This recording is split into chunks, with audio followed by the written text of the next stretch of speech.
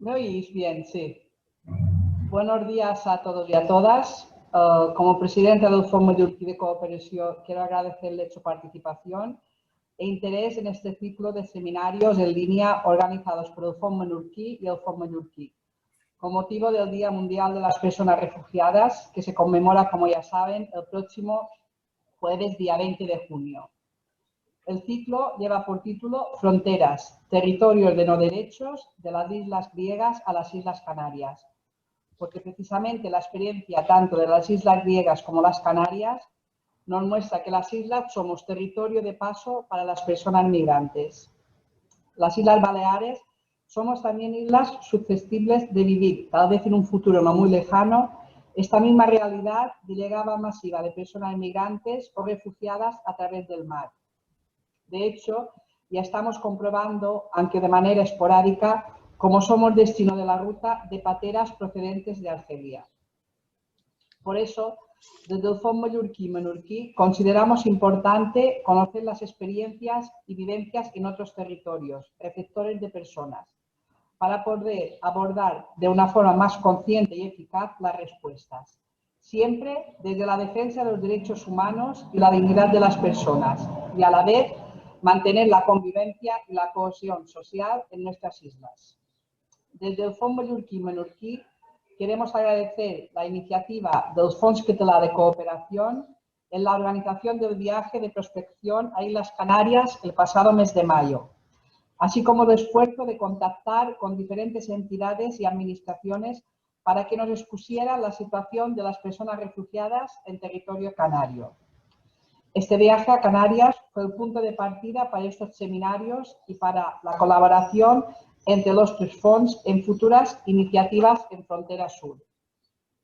El seminario de hoy se centrará en movilidad humana y vivencias de frontera y contará con la participación de Blanca Garcés, del CIDOB, Lorraine Led, del Legal Center Lesbos, que opera en Grecia, Teodoro Mondiale, de la Federación de Asociaciones Africanas en Canarias, y con una breve intervención del Fons Menorquí y Mallorquí, que expondrán unas pinceladas del trabajo que estamos realizando en diferentes territorios de fronteras junto con otras entidades. Recordar que durante todo el seminario pueden ir haciendo sus preguntas a través del chat y al final de las intervenciones habrá un intervalo o un espacio para las respuestas.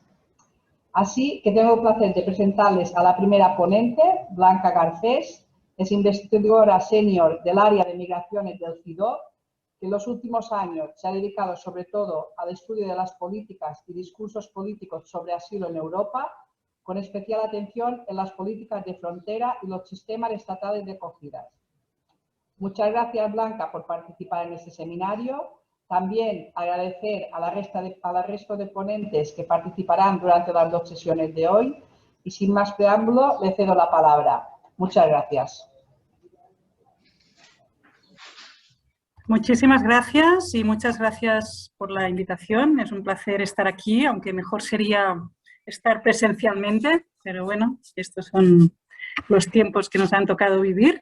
En estos 10-15 minutos que tengo, he estado dudando de si hacer una descripción más pues, directa de la situación y dar algunos datos, o más bien una cuestión más de fondo, más de análisis, y al final he acabado optando por la segunda opción, es decir, compartir un par de reflexiones sobre qué está pasando en la frontera exterior europea en estos últimos años, puesto que los números están disponibles en la red y son más fáciles, digamos, de acceder a ellos.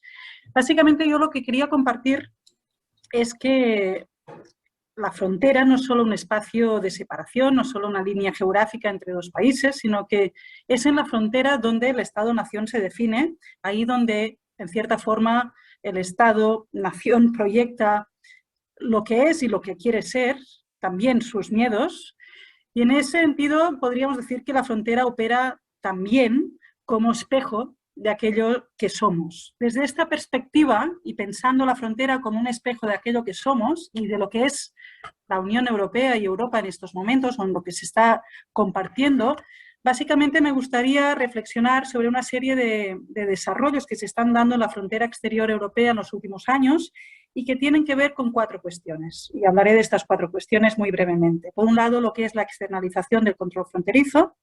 Por otro lado, lo que yo diría que es lo que yo llamo la internalización de los espacios de frontera, como sería ahora las Islas Canarias. Luego, la teatralización de esta frontera y el descaro de los estados en su actuación en la frontera.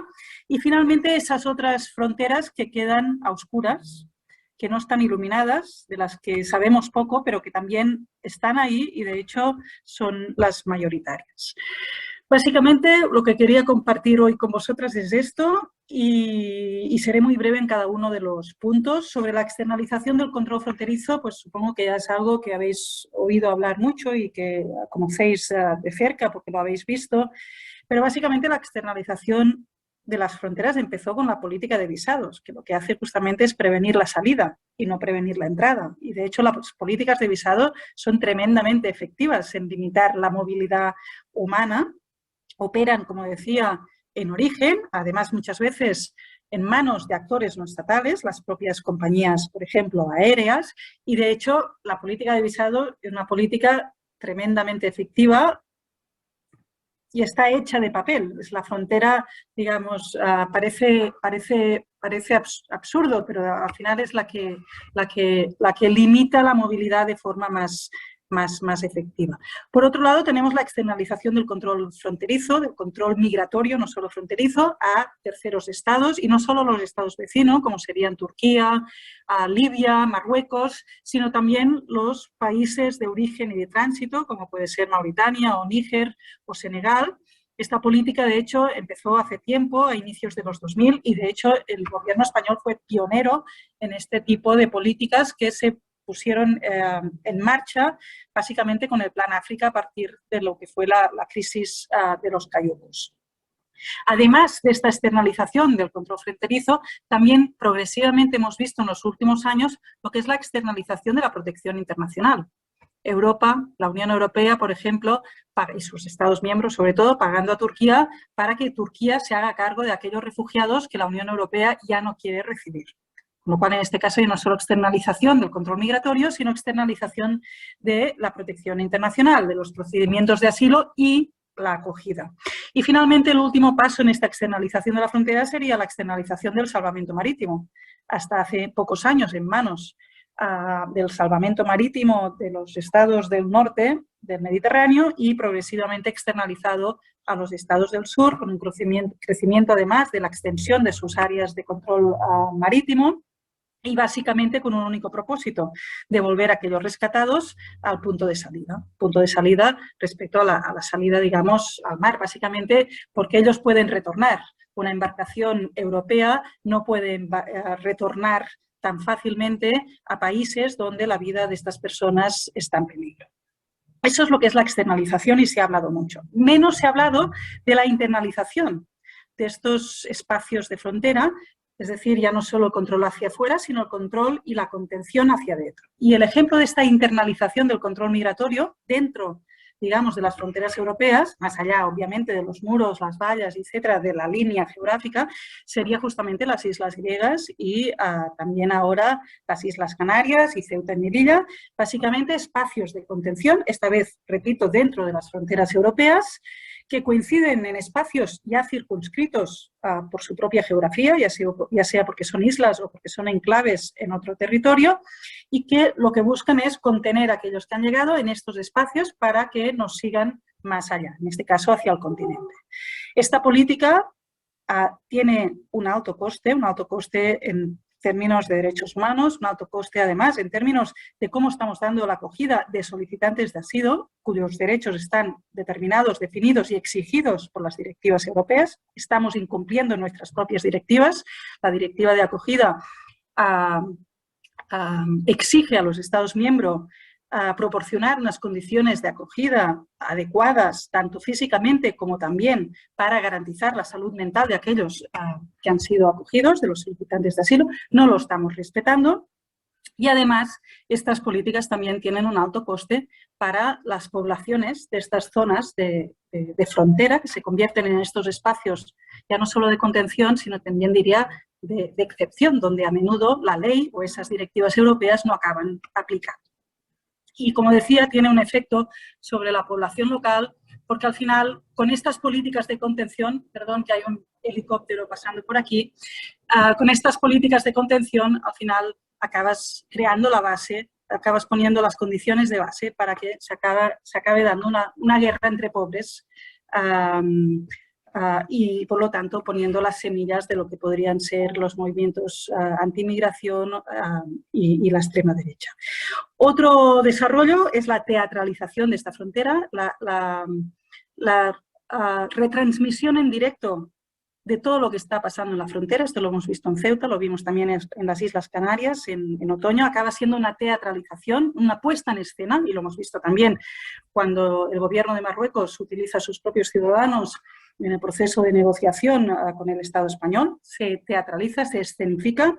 Y en esta escenificación, yo diría que en el último año y medio los estados europeos han acabado perdiendo la vergüenza. Ya no actúan con total impunidad, pero además ahora ya ni se esconden de ello. Y, por ejemplo, me estoy refiriendo a las devoluciones en caliente que hemos visto y que han estado altamente documentadas. Esta es la otra cara de esta escenificación o esta retransmisión en directo, que al mismo tiempo queda documentado. Esas ni tan solo son embarcaciones, esos artefactos inflables en los que dejaban familias enteras a medianoche en medio del mar, o lo hemos visto también con las devoluciones en caliente hace ya unas semanas en Ceuta, violando los derechos fundamentales, sobre todo en este caso, de menores y solicitantes de asilo. Con lo cual, esa es otra característica de esta frontera que va cambiando año a año. Y finalmente, y acabo aquí, luego hay toda una frontera que queda a oscuras. A oscuras está el Sahel, que también podríamos decir que es una frontera europea, en el sentido de que se ha ido externalizando este control migratorio, ya no solo a los países vecinos, sino más allá. De hecho, recordemos que en el Sáhara mueren muchos más de los que mueren en el Mediterráneo, que ya son muchos. Luego también ha quedado a oscuras, diría yo, el Mediterráneo central. De vez en cuando aparecen noticias, pero sabemos poco, y cuando sabemos, de hecho, ya no es noticia. El Mediterráneo central ha quedado desierto de ONGs de rescate, o hay muy pocas, desierto también de los cuerpos de salvamento de los países del norte del Mediterráneo, con lo cual lo que pasa ahí y los que mueran ahí desaparecen sin demasiada contemplación. Y luego hay otra frontera, y ahí estoy hablando sobre todo del caso español, que no es visible, de la que no se habla, pero que también es importante, que sería la frontera atlántica. De hecho, cuando hablamos de inmigración, pensamos sobre todo en la frontera sur, pero la mayoría de personas migradas en España no vienen de la frontera sur. La mayoría vienen de América Latina, la mayoría llegan de forma regular a través de los aeropuertos. Es verdad que una vez han llegado, pues o se caduca el visado de turista, o la solicitud de asilo en muchos casos acaba siendo denegada, con lo cual sí hay casos de irregularidad sobrevenida, pero de hecho la mayor parte de los migrantes no llegan a través de esas fronteras geográficas, sino que llevan, no solo en el caso español, también en la Unión Europea, a través de los aeropuertos, y en el caso español muy directamente desde esta frontera atlántica con América Latina, que es una frontera muy porosa, con lo cual digamos que las fronteras de la Unión Europea no siempre son fronteras selladas. De hecho, Ceuta y Melilla tampoco lo son, entre otras cosas porque son territorios que viven en simbiosis con el otro lado, pero es que además, en el caso español, por factores que ya todas conocéis, factores históricos, culturales, económicos, es una frontera tremendamente permeable, y que de hecho los números importantes de migración vienen justamente a través de esa frontera, y es una frontera que está ahí, con la que convivimos, que además alimenta una demanda fundamental de nuestro propio mercado de trabajo, pero que también tenemos invisibilizada por otros motivos. Y dicho esto, termino aquí. Antonia. Gracias, Blanca. Bueno, yo soy Marga Beneham, soy del Fons Menorquí de Cooperació, y expondré brevemente el papel que están haciendo los fondos en las cuestiones relacionadas con movimiento de personas. Convenimos que a día de hoy uno de los principales retos globales es la movilidad de personas, un fenómeno que se ha intensificado en las últimas décadas a causa de los conflictos armados, el cambio climático, las violencias estructurales y la falta de oportunidades para una vida digna. A finales de 2015, cuando el conflicto bélico en Siria llega a un punto álgido, miles de personas se ven obligadas a abandonar sus hogares en busca de refugio internacional. Muchas de esas personas se dirigen a países vecinos, mientras que otras optan por ir hacia Europa. Y ahí es donde se encuentran con las fronteras cerradas. Debido a que el continente es incapaz de dar respuestas basadas en el respeto a los derechos humanos a estos flujos migratorios. También pasa con la población de Irak, Afganistán, Eritrea y muchos otros. El Fons Mallorquí de Cooperació i el Fons Menorquí de Cooperació venimos trabajando a favor de los derechos de las personas refugiadas prácticamente desde nuestros inicios, ya sea con población refugiada saharaui, en los campamentos de Tinduf, o en los campamentos de Líbano con la población refugiada de Palestina. Pero es precisamente a partir de 2015 cuando nuestras entidades apuestan por intensificar su labor con este colectivo y con las personas migrantes, al ser uno de los colectivos más vulnerables del panorama, del panorama internacional.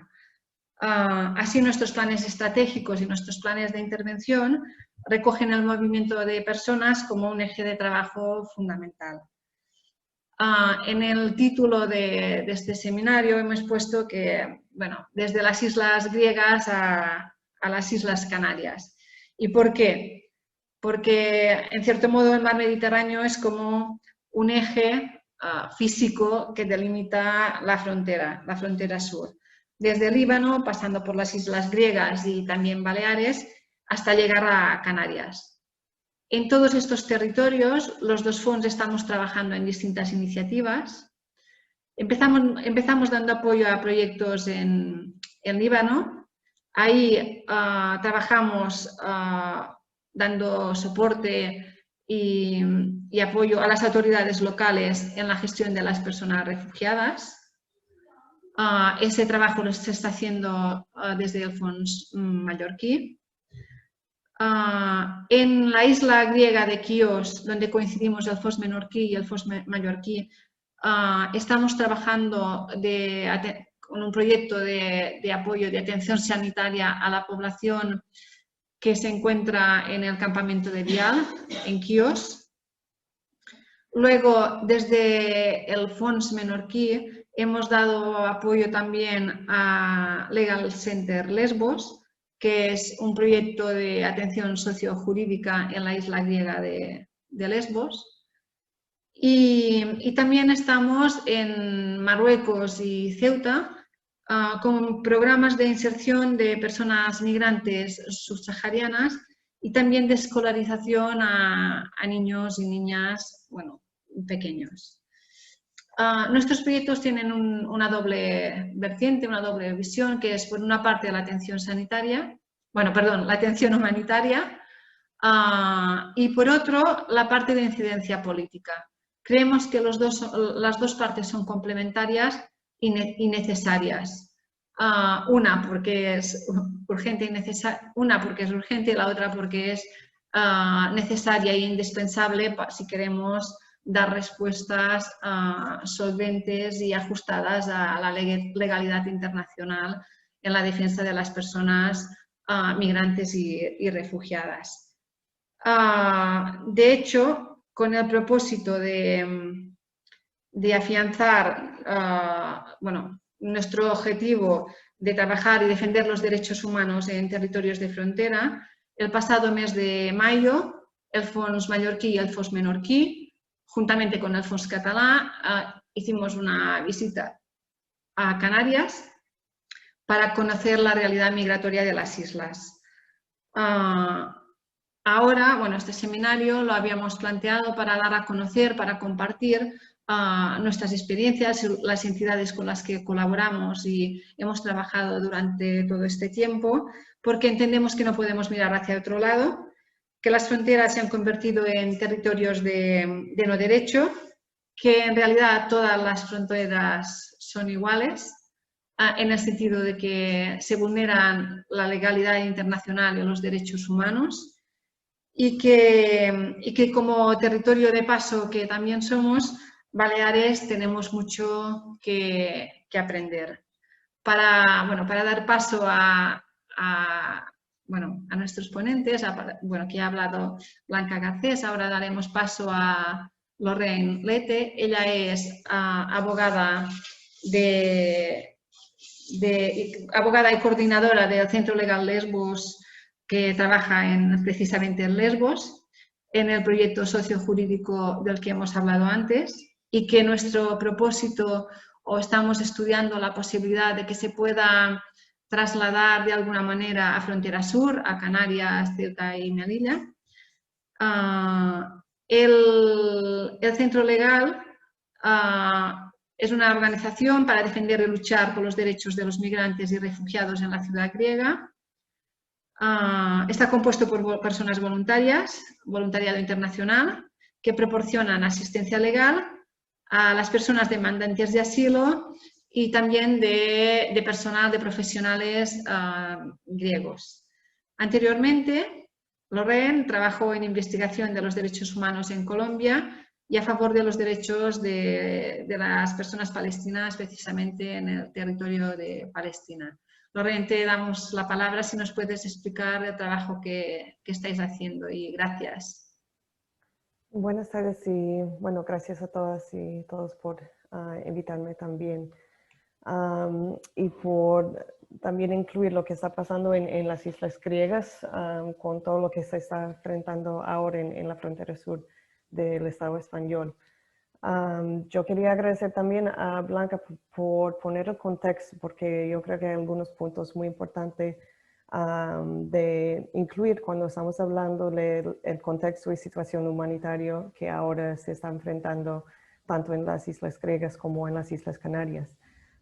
Porque todo ese contexto es una situación creada por decisiones políticas. Creado por decisiones políticas de externalización, como mencionó Blanca, la falta de rutas legales y seguros para que la gente se pueda ir donde quieren ir, y también un reconocimiento de las políticas de colonización, de intervención internacional que crean la necesidad de que la gente deciden o tienen que emigrar. Aquí en Lesbos estamos trabajando los últimos 5 años en un centro jurídico, como mencionó Marga, que fue fundado justo en respuesta a la cierre de las fronteras por toda Europa después del acuerdo Unión Europea con Turquía en 2016. Entonces, ya con la legislación griega que se impuso para legislar ese acuerdo dentro del procedimiento de asilo en Grecia, se creó esas zonas de contención, como mencionó Blanca, que estamos viviendo hasta ahora en las islas griegas. Ya llevamos 5 años que las islas griegas al lado de la costa de Turquía están islas que se han convertido como cárceles a las personas migrantes que han llegado acá. Y luego vemos que se va empeorando la situación, no sino humanitario, sino en términos de legislación y el apoyo más y más explícito por parte de la Unión Europea y la Comisión Europea a esas políticas. Y bueno, la razón por qué creo también es importante mantener contacto acá y crear más vínculos entre nuestros proyectos acá en Canarias es porque se ve que la Unión Europea tiene la intención explícita por medio del Pacto Migratorio de la Unión Europea que se publicó en el otoño, de replicar lo que ya se han probado en las islas griegas y precisamente en Lesbos. Lesbos sigue siendo como un piloto a esas políticas antimigrantes de la Unión Europea. ahora mismo están en proceso de construir un nuevo centro de detención en Lesbos con la cooperación y financiamiento de la Comisión Europea, que lo van a hacer como la primera centro de detención de migrantes, que también está dirigido y con la involucración integral de la Comisión Europea. Nosotros como centro legal, yo puedo entrar en más detalles de lo que estamos haciendo, pero básicamente lo que queríamos hacer es dar apoyo legal a la gente que está llegando acá, con la entendimiento de que los leyes migratorias son exclusivos, que no todo el mundo que migra acá va a tener el derecho de quedar, pero al mínimo defender sus derechos de migrar donde quieren migrar, intentar expandir las bases en que la gente tiene derecho a quedarse en Europa, y al mismo tiempo, muy importante, como mencionó Marga también, es hacer documentación, monitoreo de la situación de derechos humanos y hacer incidencia por las vulneraciones de los derechos de los migrantes, las migrantes que están llegando acá. Quiero mencionar un par de, un par de las violaciones que estamos siendo testigo, especialmente en el año pasado en Grecia, que ahora se va reproduciendo en otros sitios también en las fronteras europeas, que han sido el foco de nuestro trabajo en el año pasado, encima de la representación legal que seguimos haciendo también. Uno son los retornos en caliente, como mencionó Marga. El Centro Legal ha sido al frente de documentar, de estar en contactos con los sobrevivientes de los retornos en caliente, de hacer incidencia a nivel europeo, llevar casos al Corte Europeo de Derechos Humanos en representación de los sobrevivientes de los retornos en caliente, que hasta el momento, para que sepan, el Estado griego lo ha negado completamente, o dice que no está pasando, o acusa a los que estamos documentando de ser o traficantes nosotros, o a ser agentes del Estado de Turquía. No tenemos tanto tiempo para entrar en todos los detalles hoy, pero creo que es también importante mencionar eso, también para que creamos redes no solo de trabajo, pero también de resistencia a esas políticas migratorias que se vamos viendo que sean reproducidas en varios sitios en Europa. Y también otra cosa que estamos trabajando mucho en el Centro Legal es en contra de la criminalización de los migrantes. Encima del procedimiento injusto de asilo que se enfrenta a las personas que llegan acá, también hay un esfuerzo para criminalizar el hecho de migrar. Gente en Grecia han sido arrestados, condenados por entrar al territorio griego sin permiso, que es algo completamente en contra del convenio de refugiados, pero encima de eso hemos visto que cualquier resistencia por parte de la población griego está opuesto con fuerza por parte de las fuerzas públicas, por parte de la policía, y después un castigo colectivo en contra de las poblaciones migratorias que se ve que el gobierno cree que está intentando organizarse y resistir las políticas que están siendo en contra de sus cuerpos, de sus vidas, de su posibilidad de ir donde ellos quieren. Entonces vemos que gente está arrestada después de protestas, de que gente está arrestada después de haber llegado a la isla y acusados ellos mismos de traficar a personas cuando ellos mismos son refugiados. Entonces también en el Centro Legal estamos intentando defender los derechos de esas personas y de hacer incidencia a nivel europeo también. Yo voy a dar la palabra a los demás, a los ponentes, pero podemos volver a esos temas también en las preguntas. Muchas gracias, Lourdes. Muy interesante las acciones en Lesbos y en las islas griegas.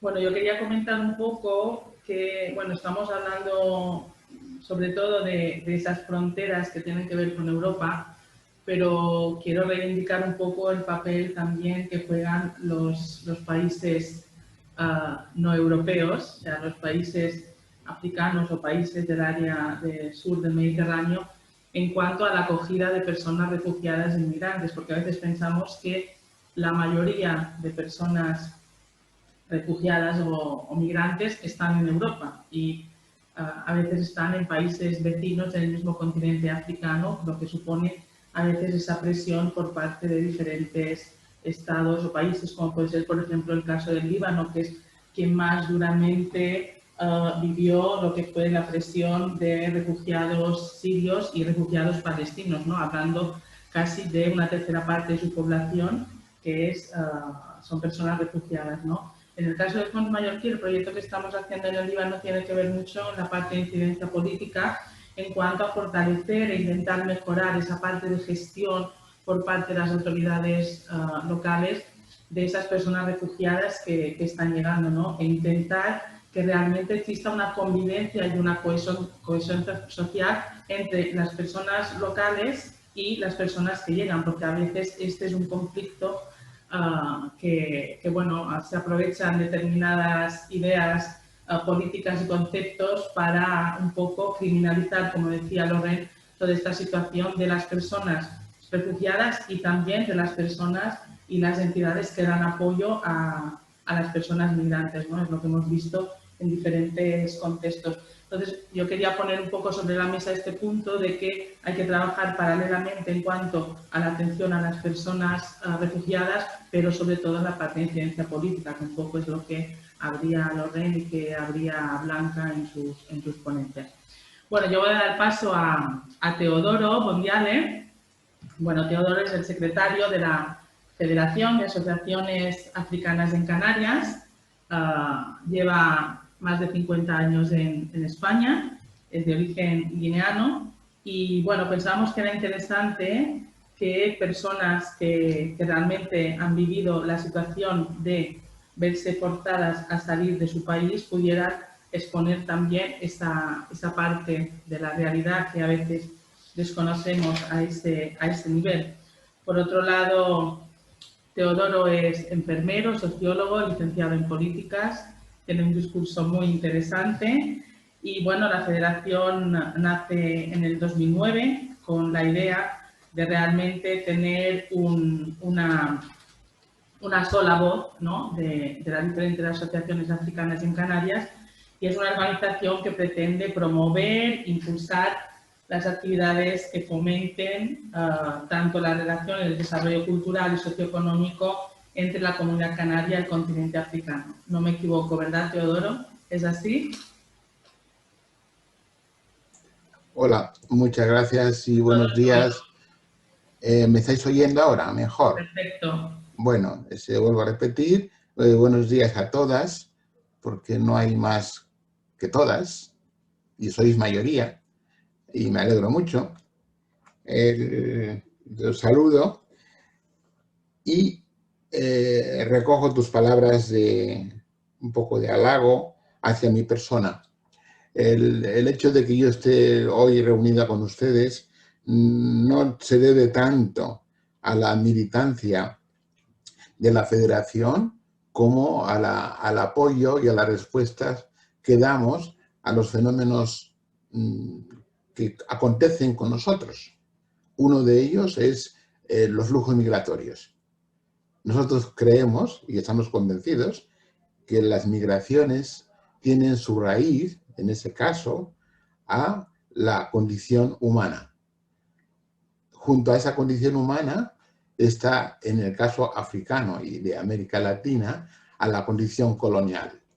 Estamos viviendo las secuelas del periodo colonial y el periodo esclavista en el pasado.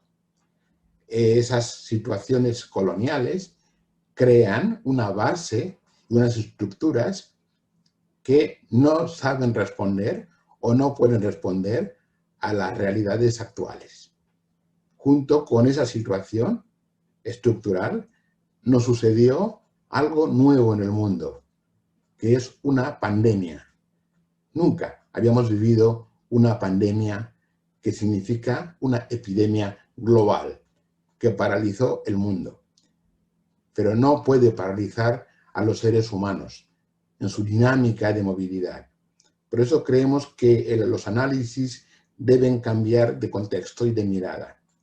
Ya no debemos ni podemos hablar de migraciones. Tenemos que empezar a familiarizarnos con el fenómeno de la movilidad humana como algo normal, algo que nos humaniza de alguna manera porque nos iguala. En un momento determinado, esa movilidad tiene una dirección y en otro momento histórico tiene otra dirección. En el pasado, la movilidad humana era hacia América, desde Europa, o hacia África, desde Europa. En el momento actual, la movilidad humana tiene un flujo contrario, que es hacia el norte global. Y nos preguntamos, ¿por qué? ¿Por qué la gente migra de sur a norte? Y comprobamos que el norte tiene los recursos que extraen del sur, que las leyes están ordenadas para que los recursos del sur vayan al norte con el menor coste, pero no contemplan a las personas, a los seres humanos. Los seres humanos tienen que moverse con grandes dificultades para que no lleguen al norte. Y eso es una cosa que nos llama la atención, porque si el sur no existiera, el norte se muere. Y eso es algo que nos llama la atención en el sentido de que no es posible que mentes inteligentes, planificadores sociales, gestores de lo público, no tengan en cuenta eso y se empeñen en impedir que la gente se mueva libremente, organizadamente, regularizada, con rutas seguras, y dejan a merced de las mafias, de los señores sin escrúpulos, que la movilidad humana se convierta en mercadería, en mercancía. Y eso nos llama mucho la atención. Yo no quiero entrar en análisis profundos a ese nivel porque no tenemos tiempo, pero sí les puedo contar lo que hemos vivido en Canarias. El 2006, 2005, 2004, y podemos ir yendo hacia atrás, tuvimos flujos migratorios muy intensos, pero que no crearon ninguna dificultad más allá de la gestión. El problema de los flujos migratorios no es que existan, es cómo los gestionamos y con qué actividad y con qué mentalidad. En los flujos migratorios de Canarias vimos cómo la cultura canaria, que es una cultura hospitalaria, por su condición de nodo entre varios continentes, se cambió hacia unas reacciones racistas, violentas y completamente inhumanas. Y eso nos llamó la atención. Por eso tuvimos que intervenir. ¿En qué intervenimos? En señalar el maltrato que se daban a los ciudadanos que llegaban a Canarias desde Marruecos, fundamentalmente, desde el Sáhara, desde Mauritania, desde Mali y Senegal. Y estos señores venían de una forma desesperada a Canarias porque había una pandemia que les obligaba a emigrar o salir de su tierra para buscar remedio hacia Europa. Coincidió con el cierre de las fronteras del norte de África en el Mediterráneo. Ese cierre fue anterior, pero se volvió a cerrar mucho más porque los países limítrofes como Túnez, Argelia, Egipto Libia y Marruecos se cerraron por la pandemia, cerraron las fronteras y la única vía posible para moverse era la vía clandestina. El punto del continente europeo más cercano era Canarias y se produjo un desvío del flujo migratorio hacia Canarias. En Canarias nos encontramos de que todas las infraestructuras que se habían previsto en el 2006 se habían desmontado por la crisis económica de 2008, por la crisis económica de 2010, 2011. Pero os cuento una cosa curiosa.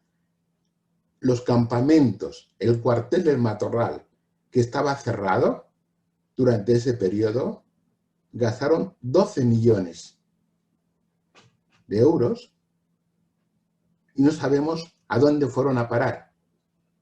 Y eso lo que me lleva es a preguntarme y a cuestionarnos cuál es el negocio que hay debajo de las gestiones de los flujos migratorios. Eso es una cosa que dejo para que lo reflexionemos. La otra cuestión importante que tuvimos que hacer es la denuncia de las condiciones en las que estaban nuestros hermanos en ese sentido migrantes. La otra cuestión importante es desmontar los mitos y el lenguaje agresivo sobre los migrantes como responsables del declive económico de Canarias. Se desvió la opinión pública señalando que los migrantes eran los responsables del empobrecimiento de Canarias, cuando el empobrecimiento de Canarias se debía fundamentalmente al monocultivo turístico y a la situación colonial económica que vive Canarias, porque el turismo no depende de Canarias, depende del norte enriquecido. Volviendo al tema del negocio, tuvimos que demostrar también que los gestores de los flujos migratorios viven de eso. Por ejemplo, han conseguido que las ONGs que gestionan la estancia de las personas se convierten en cómplices de políticas obscenas a nivel humanitario con las personas empobrecidas, y que la aporofobia era la base de la gestión, la negación de que los pobres no tenemos derecho a dejar de serlo.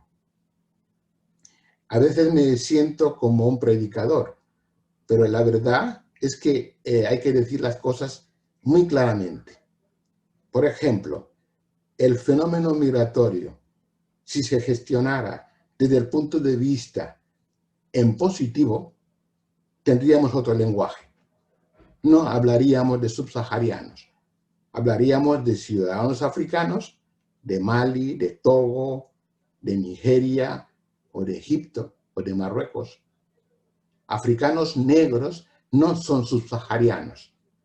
Cuando decimos subsaharianos, refiriéndonos a las personas, estamos cosificando, negando la existencia de la persona con derechos, partiendo de la base de que el derecho a migrar es un derecho, no es una concesión de los países y de los regímenes ricos. Es un derecho humano que tienen derecho a ejercer en positivo las personas que lo necesitan. Insisto, de ida y de vuelta. Y junto a los derechos hay deberes. Voy a concluir con otra cosa que creo que hay que empezar a hablar, es el derecho a la reparación. La situación colonial dejó una herida y un agujero grave en los países empobrecidos. Esos países deben ser reparados. Tenemos el deber de reparar esa herida, de curar esa herida en un contexto global. Y a partir de ahí podemos hablar de derechos y de humanidad. Y para terminar, porque eso va para largo, las diásporas militantes, que son las que tenemos ahora desde América Latina, desde Asia, desde África, deben tener un hueco y deben tener a su lado la ley. Y si la ley no lo contempla, ellos deben obligar a la ley a que se les contemple. El derecho a migrar es un derecho. Y los migrantes tienen cosas muy claras. Necesitan ser recogidos porque tienen que tener rutas peligrosas y agresivas.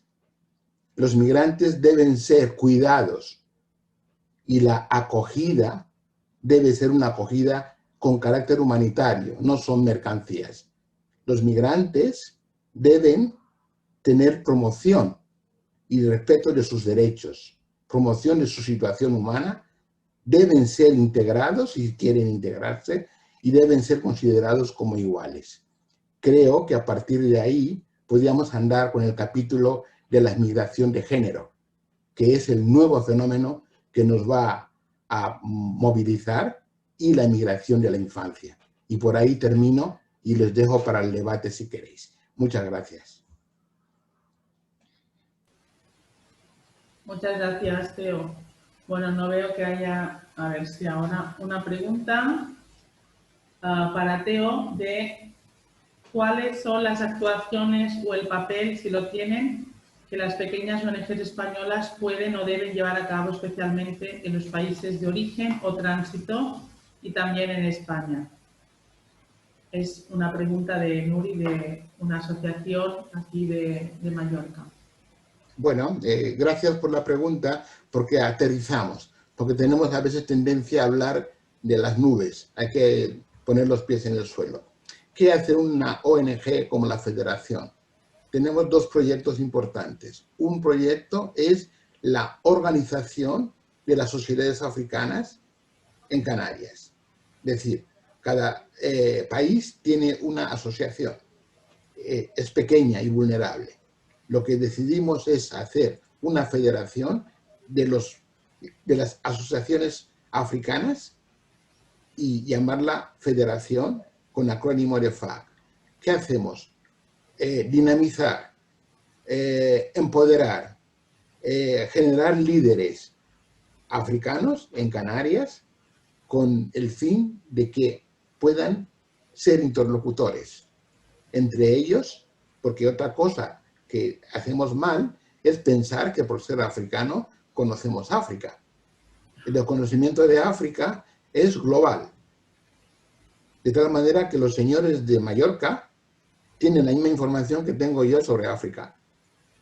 No hay diferencia. Lo que pasa es que yo tengo la responsabilidad porque tengo color. Ustedes no. Y se da por supuesto de que yo conozco África. No, yo tengo que aprender de África igual que cualquier otro señor que quiera trabajar, quiera preocuparse por África. Entonces hay que enseñarles eso. Hay que dinamizar el grupo de africanos y generar sinergias entre países africanos. La otra actividad es hacer pequeños proyectos en África. Entre otras cosas porque yo siempre les cuento lo del cangrejo. Y permitirme que yo me repita muchas veces. Le dijo el cangrejo a su padre: papá, ¿cómo puedo crecer? Y el cangrejo le contestó: saliendo del agujero. Si no sales del agujero, no creces. El hijo pensaba que había terminado el discurso y le volvía a preguntar. Dice: ¿algo más? Dice: sí, y no se te olvide eso. Cuando estés fuera, creciendo, no te olvides del agujero. Si no cuidas del agujero, no podrás entrar de nuevo, porque estarás demasiado grande y no cabrás en el agujero. Y ese mensaje lo tenemos muy claro. Tenemos que ocuparnos de África desde fuera de África. Yo estoy hablando ahora de la diáspora militante.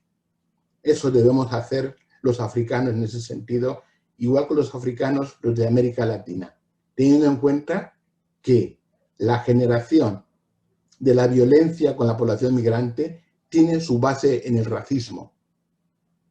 Si no tenemos en cuenta esas bases, si no trabajamos contra el racismo, contra la porofobia, contra el patriarcado violento, no haremos nada con los flujos migratorios. Haremos sufrir más a la gente. El racismo es la base del rechazo de los flujos migratorios.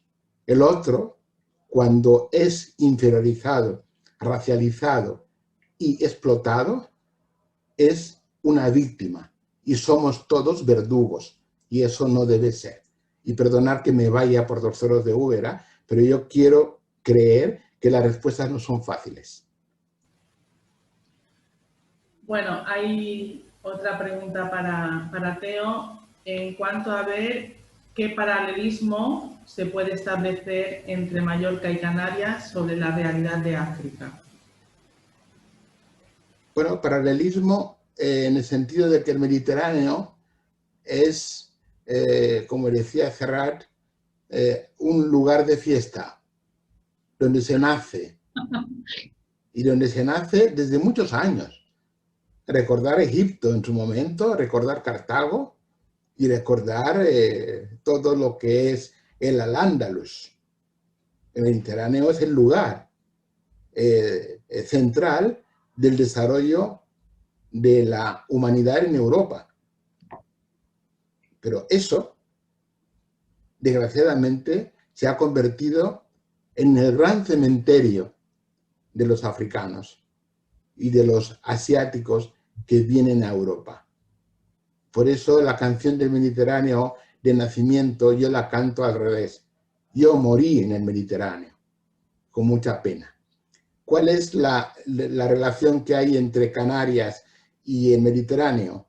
Que el Mediterráneo es un espacio común de paso y Canarias es un nudo de paso tricontinental. En eso se parecen mucho y van a sufrir las mismas penalidades y van a tener las mismas ventajas. En el sentido de que el Mediterráneo, como fusión de culturas, se enriqueció y creó Grecia, Roma, Egipto, y Canarias se enriqueció creando conexiones con América Latina. Ahí está la conexión. Y con África crearon una situación especial en Canarias. La colocaron de espaldas a África. Y algunas veces las colocaron en el Mediterráneo, en un recuadro. De tal manera, cuando yo iba a las conferencias en Madrid, me decían, tú vienes de Palma. Ah, en Baleares decía, no, yo vengo de Las Palmas, de Gran Canaria. Es decir, incluso a nivel de mapas, nos lo pusieron en otros lugares. Y eso tiene sus consecuencias. Por eso insisto que el discurso colonial debe ser reparado.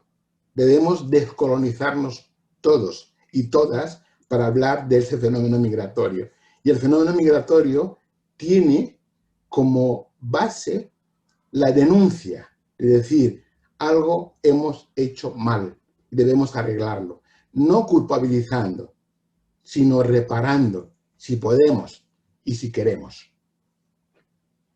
En el sentido de la reparación, hay una pregunta que se refiere a que en Europa, en España o en Mallorca incluso, cuesta introducir esta conversación sobre la reparación. Entonces, ¿cuál sería el camino para reforzar esta cuestión clave dentro de la opinión pública, de los debates, el tema de la reparación? Es que las cosas no suceden por casualidad, tienen sus causas. Y una de las causas y una de las explicaciones de los fenómenos migratorios, de los flujos migratorios en desorden, es porque tenemos las mentes desordenadas. Ustedes recuerdan cuando hablábamos de los países del este. ¿Se acuerdan? ¿Por qué son del este? Me preguntaban un día en Praga. ¿Dónde está el oeste? ¿Desde dónde estás hablando? ¿Desde Lisboa o de Vladivostok, no? Es decir, si tú quieres separar al otro y colocar en una situación determinada, ideológicamente le sitúas en el este. Entonces los señores del este son violentos, no respetan la ley, invaden, etcétera, etcétera. Y se crea un estereotipo. Los señores del oeste son demócratas, son respetuosos, etcétera, etcétera. Y eso son construcciones imaginarias que funcionan, en el sentido de que nosotros, por ejemplo, en España, vivimos de espaldas a Portugal. Los españoles son los ciudadanos que menos conocen Portugal, qué raro, ¿no? Conocemos mucho Londres, el Reino Unido, pero Portugal, que está pegado, nosotros vivimos de espaldas. Canarias está pegada a África, y son islas africanas, pero la cultura canaria es europea y niega la africanidad de Canarias. En el caso de Mallorca, Mallorca es un lugar de paso en el Mediterráneo, pero es el último lander alemán en el Mediterráneo. ¿Por qué? Porque la economía de Mallorca funciona con recursos económicos del norte. Y eso a veces cuesta decirlo, pero es así y no es malo. Lo que pasa es que la gente debe saberlo. Y la pregunta que decíais, ¿cómo arreglarlo? Es poniéndolo sobre la mesa, hablándolo con seriedad y con responsabilidad. Y creo que eso es importante. A ver si las Baleares tendremos que entrar en este proceso de descolonización de Alemania un día de estos. Bueno, para terminar tengo dos preguntas. Una para Loren, que sería en referencia a la facilidad que se tiene en Lesbos para las ONGs. Si la situación es complicada, si cada vez quedan menos, si se están saliendo, están llegando nuevas, porque ya la situación en Lesbos ya lleva pues casi 6 años. Entonces, bueno, ver el proceso de las ONGs en la gestión en los campos o en apoyo a los refugiados, aparte del proyecto que comentabas de apoyo sociojurídico. Sí, bueno, esa pregunta es complicada y larga la respuesta porque, claro, hay todos tipos de ONGs y yo confirmo, como mencionó Teodoro antes, que hay las ONGs, seguro, que se aprovechan y ¿cómo se llama en español? Pero se hacen parte de la institución y las políticas de mantener a la gente dentro de esos campos de concentración, que no se puede decir de otra forma, a lo que la gente está confinada acá en las islas griegas. También hay asociaciones pequeñas que están cerca de los movimientos griegos, que realmente están intentando apoyar el derecho de emigrar, el derecho de las personas que están confinados acá. Entonces se ve las dos cosas pasando acá en las islas griegas. No sé si entendí la primera parte de la pregunta, si preguntaba también de las restricciones de la operación de las ONGs. Sí, que no le escuché. Sí, Sí. y nos están complicando el trabajo a través de la política europea o la gestión de los campos por parte del ministerio.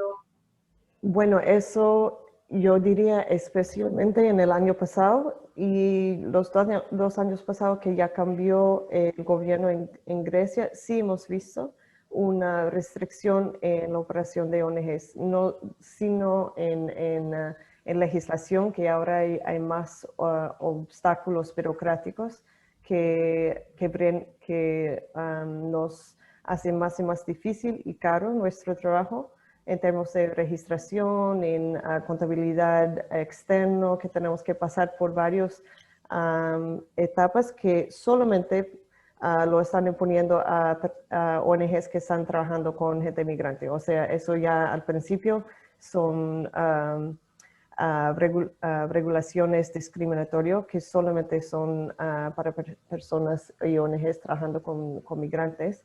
Y también hay la presión política, que es aparte. Y eso es como mencioné antes, que los que están documentando violaciones de derechos humanos, eso es algo, bueno, como abogada de derechos humanos, es algo que uno espera. Si están denunciando a un Estado por haber violado los derechos, uno espera que el mismo Estado va a venir para intentar prevenir que tú haces tu trabajo.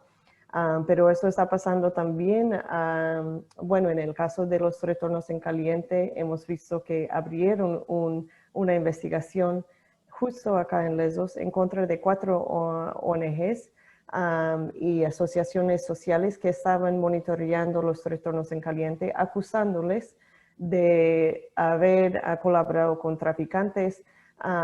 Y ese caso no se lo ha llevado a un juicio, nadie está arrestado, pero claro, ese tiene un efecto de miedo que previene que la gente hace ese tipo de trabajo. Nosotros como ONG legal, hasta el momento no nos ha tocado, por lo que sabemos no somos parte de esa investigación, pero claro, es algo que está en la mente de la gente que está intentando documentar. Este año con la pandemia hemos visto eso en todo el mundo, pero el gobierno obviamente utilizó la pandemia para implementar la política que ya tenía desde antes en términos de restringir el movimiento de la gente, pero también el movimiento de la gente que estaba monitoreando esas violaciones de derechos humanos. Entonces sí, nos ha dificultado bastante nuestro trabajo acá, en los dos lados, la burocrática y legal y en la presión política. Justo la semana pasada, para terminar, estábamos trabajando en la defensa de 4 jóvenes que habían sido arrestados después del incendio de Moria en septiembre, que tenían su juicio la semana pasada en la isla de Quíos. Y ese caso fue un caso que fue decidido desde el momento que los jóvenes fueron arrestados. Tenías el ministro de Migración y el director de la policía de Grecia saliendo a decir que habían arrestado a los culpables de haber encendido al campo de Moria. Entonces, fueron encontrados culpables, los dieron el máximo sentencia de 10 años en la cárcel sin ninguna evidencia en su contra. Entonces, también enfrentamos dificultades como eso, como abogados, que ya no estamos hablando de participar en un juicio, defender los derechos, estamos hablando de un contexto político que está con su primer objetivo y prevenir que la gente venga acá, utilizando cualquier manera de restringirlo. Muchas gracias, Loren. Y bueno, una última pregunta para Blanca. Blanca, ¿estás allí? Hola, Sí, estoy aquí. Sí. Vale, una pregunta que es sobre el papel que juegan las autoridades locales o podrían jugar en toda esta parte de incidencia política para cambiar esas políticas de extranjería o sobre refugiados, porque al fin y al cabo son los que están padeciendo tanto lo que es la administración local, la administración regional, autonómica, los que están padeciendo en cierta manera esa gestión de personas refugiadas en su territorio. O sea, ¿existe algún tipo de lobby, algún tipo de espacios donde se pueda hacer esta incidencia política para presionar un cambio de leyes o de gestión o de forma de gestión? Es una pregunta fundamental y ahora tenemos poco tiempo. De hecho, el viernes participo en un webinar que es justamente sobre esto, sobre el papel de la administración local en lo que es las políticas migratorias y de inclusión, digamos. Yo diría varias cosas. Una, para empezar, es obvio que son administraciones fundamentales porque son las administraciones de primera línea, con lo cual son las primeras que testimonian todo aquello que es consecuencia de unas políticas de frontera mal gestionadas y de la exclusión que deriva de todas estas políticas de frontera. Con lo cual son las primeras, digamos, que tienen contacto tanto con la población en general como aquellos que acaban de cruzar la frontera o que, en fin, que tienen toda una serie de cuestiones, entre otras, por ejemplo, el tener o no tener autorización de residencia y de trabajo. Dicho esto, las administraciones locales tienen muy pocas competencias en materia migratoria, pero sí tienen competencias en lo que son las políticas sociales y todo aquello que no se resuelve a nivel nacional o a nivel, por ejemplo, de comunidad autónoma, acaba recayendo en las administraciones locales. Un ejemplo, por ejemplo, sería los solicitantes de asilo que acaban viendo denegada su solicitud. Muchas veces, cuando salen de los sistemas de acogida, si no tienen medios propios, acaban en los servicios sociales de las administraciones locales y a menudo, además, estos servicios que no estaban pensados para este grupo en concreto acaban, por ejemplo, colapsados si hay un cambio de criterio o, en todo caso, vemos de repente muchos solicitantes de asilo con su solicitud denegada o se amplía el plazo o los requisitos para acceder al sistema de acogida, etcétera, etcétera. Con lo cual son los primeros afectados. Tienen pocas competencias y pocos recursos en ese sentido. ¿Qué se puede hacer? Lo interesante es que yo creo que desde el 2015 las ciudades, sobre todo grandes, pero también podríamos o se podrían incluir aquí a municipios medianos y pequeños, se han organizado en alguna ocasión, en primer lugar, para pedir más competencias y más recursos y además tener voz en todo lo que son los procesos de decisión de este tipo de políticas y dos, también se han organizado para denunciar parte de estas políticas migratorias y de frontera. Aquí el caso de Barcelona pues, es claramente paradigmático, pero no es el único. Dicho esto, sería falso concluir que las administraciones locales, por definición, son más inclusivas que las administraciones a nivel nacional. No siempre es así y tenemos casos de administraciones locales con unas políticas especialmente restrictivas. Obviamente depende del partido político en el gobierno local, pero eso también demuestra que a pesar de que a nivel local podríamos decir que hay una mayor necesidad de inclusión, porque así como a nivel nacional se hace una clara distinción entre aquellos que son nacionales o residentes y aquellos que no, a nivel local, cualquier administración local estaría interesada o debería estar interesada en incluir el conjunto de la población para poder aplicar una política pública eficiente. La administración local es la primera interesada en no tener, por ejemplo, nadie durmiendo en la calle, o a tener toda la población, sin excepción, incluida en el sistema sanitario o educativo o con acceso a la vivienda, etcétera, etcétera.